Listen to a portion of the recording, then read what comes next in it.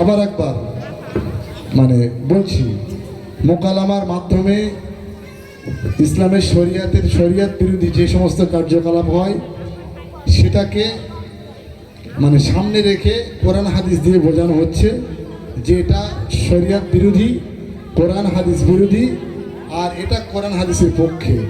যদি কোরআন হাদিসের বিরোধী, কোরআন হাদিসের বিরুদ্ধে কেউ যায় তাহলে সে গুনাহগারী হবে। আমি কিন্তু কাউকে আঘাত দেওয়ার জন্য করছি না।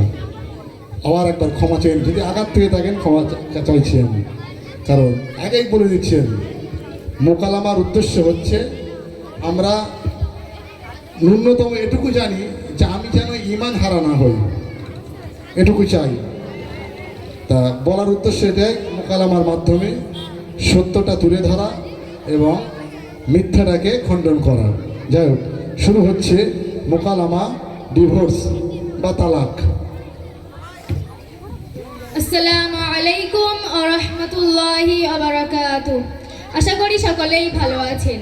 বাদুরিয়া দক্ষিণ গুরদহ নওরিয়া দারুল কুরআন মাদ্রাসার সকল ছাত্রছাত্রীর পক্ষ থেকে আপনাদের সকলকেই জানাই আন্তরিক শুভেচ্ছা ও অভিনন্দন। আমরা সকলেই মিলে একটি মোকালামা পেশ করতে চলেছি। মোকালামাটির নাম হলো তালাক। হ্যালো, এই ইমরান, ফোন রাখ, তাসবের কাজ সবসময় ফোনে গে যায়। অত বকিস না তো, তাস খেলবিটা পকেটে জোর আছে, টাকা দেখা আগে। আরে কোনো চাপ নেই, যতদিন আমাদের বাজারে সম্পত্তি আছে ততদিন জুয়া খেলা চলছে, চলবে। ওরে আমরা হলাম কালামুখো, বাপ মা বউ যতই বলুক আমাদের এই দারু পাটির মজমস্তি চলছে, চলবে। এই ইমরান শোন, হাসির কথা বলি, শোন, শুনলি তোর বিশাল হাসি লাগবে। রাত গেই বাদ গেই কোনো কথা হবে না। ওরে বল বল। এ শোন, কালকে যখন রাত্রিবেলা রিয়াজুল বাড়ি গেছে তখন দরজায় যেই বউ বলে ডেকেছে, রিয়াজুলির বউ বের গিয়ে ওর মাথায় পুরো এক বালতি গোবর গোলা পানি ঢেল দিয়ে। এই রিয়াজুল, তোর বউ গোবর গলা পানি খাওয়াই, আমার বউ তো আদর কর, যত্ন কর, বসকে তেঁতুল গলা পানি খাওয়াই। এই ওসব কথা রাখ দিন, আজকে 70,000 টাকার খেলা হবে। ওরে হ্যাঁ, দরকার পড়ে ভিটে বাড়ি বিক্রি করতে মদ জুয়া চলবে, খেলা বন্ধ হবে না। একদম ঠিক বলেছিস। গামলা, হাড়ি এ তো হবে না, খুব বেশি হলে 500 টাকা হবে, আমার আরো টাকা লাগবে। হারা খোকা, আমি কি তোর ভালো কিছু দেখে যেতে পারবো না? একটা একটা জিনিস বিক্রি করতে করতে বাড়ি পুরো ফাঁকা করে ফেলেছি, সেই হাড়ি করার সাথে আর কিচ্ছু নেই। ওরে তুই একটু ধৈর্য ধর, আমি জুয়া খেলে বড়লোক হয়ে যাবো। ওটা তোর ভুল ধারণা, খেটে বড় লোক হতে হয়, মানুষ জুয়া খেলে ফকির হয়। এখান থেকে সর সর, আমার বউরে গলা হারটা বিক্রি করে জুয়া খেলবো। এ খোকা শোন, বাপ আমার, তুই বৌমার এখনো কিচ্ছু দিতে পারিসনি। ওর বাপেরা ঝা ঝা দেশে সব তুই বিক্রি কর, মদ জুয়াই উড়গেছিস। সর বলছি, মাথা গরম গাছ নে, মা পণ্ডিত হয়ে গেছে জানো। এই পণ্ডিতি কথা একদিন মনে পড়বে, তখন আর কিচ্ছু করার থাকবে না। কি কি কি হাতের খানে বিক্রি করতে হয়নি, আবার আমার মেয়ের গলার হাড়ের দিকে নজর গেছে। দেবো না মানে? তুমি তো বাপ, তোমার 14 গোষ্ঠী দেবে। একদম আমার মেয়ের গলার হাড়ে হাত দেবো না বলতেছি। চুপ করে একদম শাউরি আছে, শাউরি মতন থাকো। এসো আমার। দাঁড়াও, আমি তোমার শ্বশুরের কাছে ফোন করতেছি, তোমার বড্ড সাহস হয়ে গেছে। শ্বশুরের কাছে কেন? 14 গোষ্ঠীর কাছে ফোন করো, আমি কারো ভয় করি না, মেয়ে কিছু ডরতে নাই। আল্লাহ, তুমি আমার ছেলেটার ভালো করে দাও, ও যদি বুঝতো এরকম করলে সংসার নষ্ট হয়ে যাবে। লে আজকে চাল 3000 টাকা। তার নে, আমার কোনো ব্যাপার নেই। এই ইমরান, দেখ দেখ সামনে আসতে, ডাক ডাক। ওরে ওর ডাকতে হবে না, ও এখানেই এসতেছে। দাঁড়া দাঁড়া, আমি আছি। এ দাঁড়া, একদম তুই তাসে হাত দিবি না। আগে 10,000 টাকা বের কর, কালকে খেলে তুই 10,000 টাকা লস করে গেছিস। তুই কোনোদিন খেলে টাকা দিস নে, আগে টাকা বের কর, তারপর হাতে দেবো। এই দেখ ভাই, টাকার ছেলে মূল্যবান জিনিস নিয়ে এসেছি। এই দেখ, ওই দেখি আমার বোর গলা হার। চলবে তো? চলবে না মানে দৌড়বে, তুই রাখ। এনে ভাই, কত চাল? 3000 টাকা। ধুস, ছোটখাটো চাল খেলে কোনো মজা নেই।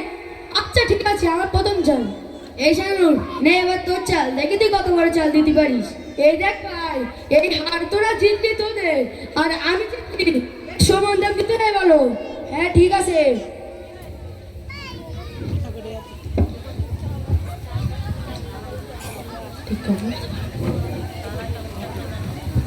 ইস ইস, আজকে হিরে গেল। লে এলে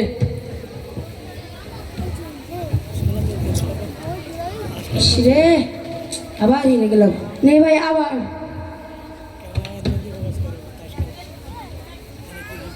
দেখ ভাই আমি আবার জিতলাম। নে আজকে লাস্ট চান।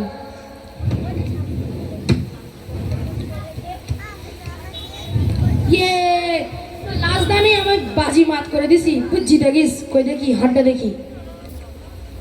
বাহ হাতটা তো হেভি। হাতটা দেখে এলে একবার কপালে টেকে চুমু খেয়ে এলে। হাতটা তুই শেষ দেখা দেখে এলে আর পাবি না বলো। ইস ইস ইস আমার কপালটাই খারাপ, শুধু হেরে যাচ্ছি। এই নূর মোহাম্মদ নিয়েছিস নাকি? হ্যাঁ লে আগে তুই খা। কই দে।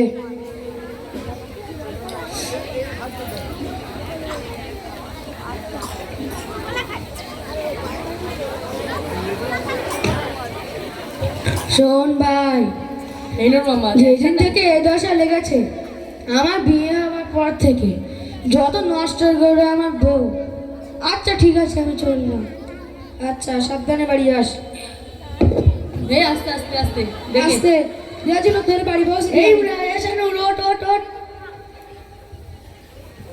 চল তোর একটু এগিয়ে দিয়ে আসি। ভাই আমার ছাড়, আমি অভিজ্ঞ মাতাল, ছাড় বলছি। আচ্ছা দেখে শুনে যাস, দেখিস খানে টানে পড়িস না যেন আবার। আচ্ছা আমার বউ বাড়ি বসে দোয়া করে আমি যেন হিরে যাই, আমার বউর জন্যে একজনে জিততে পারি। এই ওই দিক থেকে ঘুরে আসে আমি একটু যা। এই নূর মোহাম্মদ দেখ সামনে পড়ে গেছে শিগগিরাই। কই দেখি দেখি দেখি। এই শানুর এই শানুর। এই শানুর শিগগির পানি দে। এই শানুর ওট ওট। ওট ওট। এই রিয়াজুলের বাড়ি অবধি পৌঁছে দিয়ে আয়। চল তোর বাড়ি দিয়ে আসি। দিয়ে আই।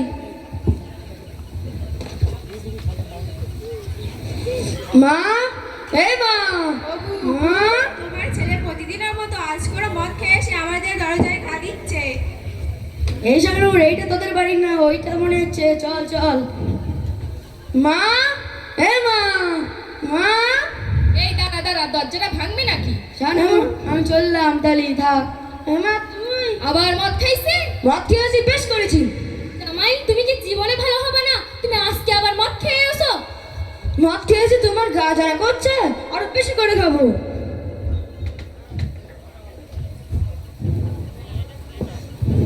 চুল ছাড়া বলছি, একদম আমার মেয়ের গায়ে হাত দেবো না। আমার মেয়ের হাতটা কোথায় রেখেছো সেইটা আগে বলো। এ খোকা হাড় কই বা হাড় ফেরত দে।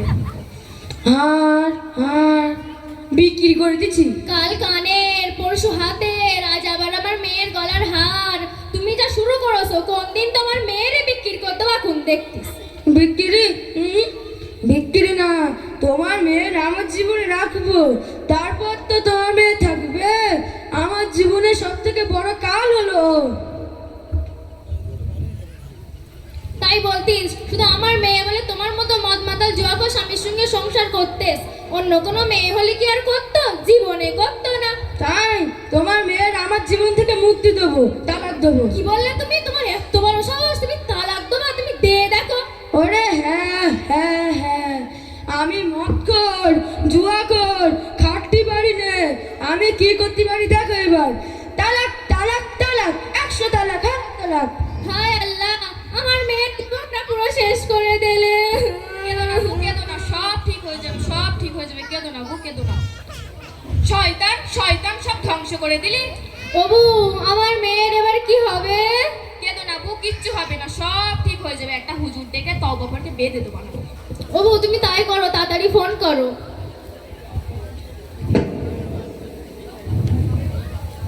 আসসালামু আলাইকুম। ওয়ালাইকুম আসসালাম। কে? আমি শাহনুরের মা বলছি। বলুন। বলছি আমার বাড়িতে একটা সমস্যা আছে, আপনি একটু আসতে পারবেন? জি আসছে কিছুক্ষণের মধ্যে ইনশাআল্লাহ। এমা মুফতি সাহেব কি বলেছে? কিছু হবে না তো? মুফতি সাহেব আসুক, বলে দেখ কি তওবা তিল্লা পড়বে যদি হয়। কি হবে? এই তো এসে গেছে। বসেন বসেন বসেন। আমার হলো পোড়া কপাল। আমার ছেলে মদ খেয়ে বাড়ি এসে বৌমার সাথে ঝগড়া করতে করতে 3 বার তালাক বলেছে। মদে দুর্গন্ধ বার হচ্ছে। আপনি বলুন। না মানে আপনি যদি ওদের দুজনের বিয়েটা পড়িয়ে দেন, যা টাকা পয়সা লাগে দেবো খুনি। বৌমা তুমি বলো দেখি, তোমার স্বামী কি তোমাকে 3 তালাক দিয়েছে? হুম। তুমি কি বলেছো? হ্যাঁ মুফতি সাহেব, ভুল করে বলে ফেলেছি। তোমাদের স্বামী স্ত্রী উভয়ের বর্ণনা অনুযায়ী তোমাদের দুজনেরই বিবাহ বন্ধন ছিন্ন হয়েছে, অর্থাৎ তোমরা দুজন দুজনের জন্য হারাম হয়ে গিয়েছো।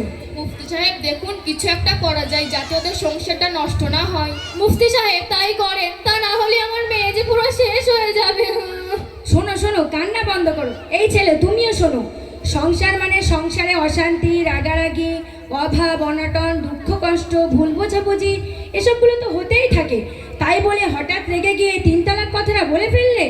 হ্যাঁ, যখন কোনো প্রকারের কোনো রকমের সংসার হওয়ার সম্ভাবনা নেই তখন শরিয়াতের আইন অনুযায়ী স্ত্রীকে তালাক প্রদান করতে হবে।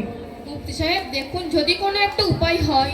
দেখুন, আমি তো আমার কোনো মন গড়া কথা বলতে পারবো না, যা কিছু বলবো কোরআন হাদিস থেকে বলবো। কোরআন মাজিদের সূরা বাকারা 229 নম্বর আয়াতে আল্লাহ তাআলা বলেন, আত-তালাকু মাররাতান, তালাক 2 বার। এই তালাককে তালাকে রজি বলা হয়।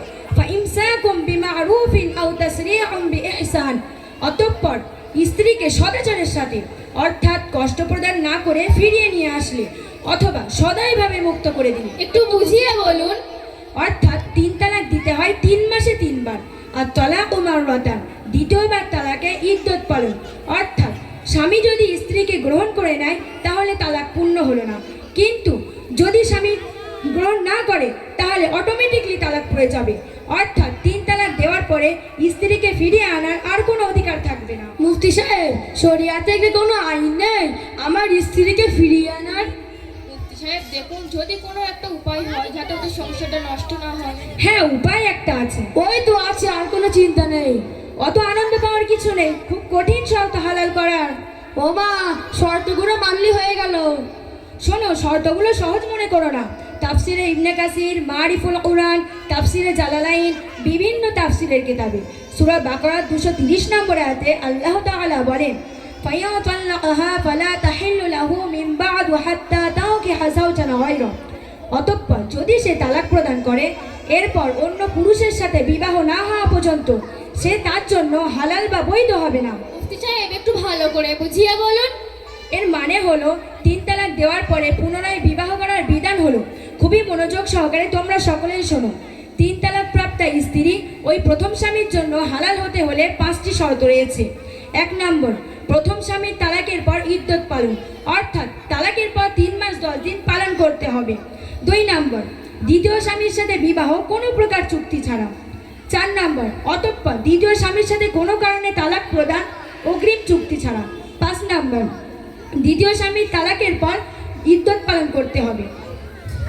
মুফতি সাহেব, ওসব করার কোনো দরকার নেই, আপনি তওবা পড়িয়ে বিয়ে করিয়ে দিন। আমি কেন? পৃথিবীর কোনো আলেম মুফতি সাহেব হালাল না হওয়া পর্যন্ত বিয়ে করাতে পারবে না। তাহলে আমরা নিজেরাই তওবা পড়ে সংসার করব। শোনো ছেলে, আল্লাহর হুকুমকে তুচ্ছ তাচ্ছিল্য করো না। তুমি যদি আল্লাহর আইনকে অমান্য করে হারাম সংসার করো তাহলে প্রতিটা মুহূর্তে মুহূর্তে আল্লাহ তাআলার লানত ও অভিসম্পদ নাজিল হবে, এবং যদি তোমাদের কোনো সন্তান হয় সে সন্তান হবে নাজায়েজ অর্থাৎ অবৈধ, যেটা গ্রাম্য ভাষায় বলা হয় বেজন্মা, যার কোনো জন্মের ঠিক নেই।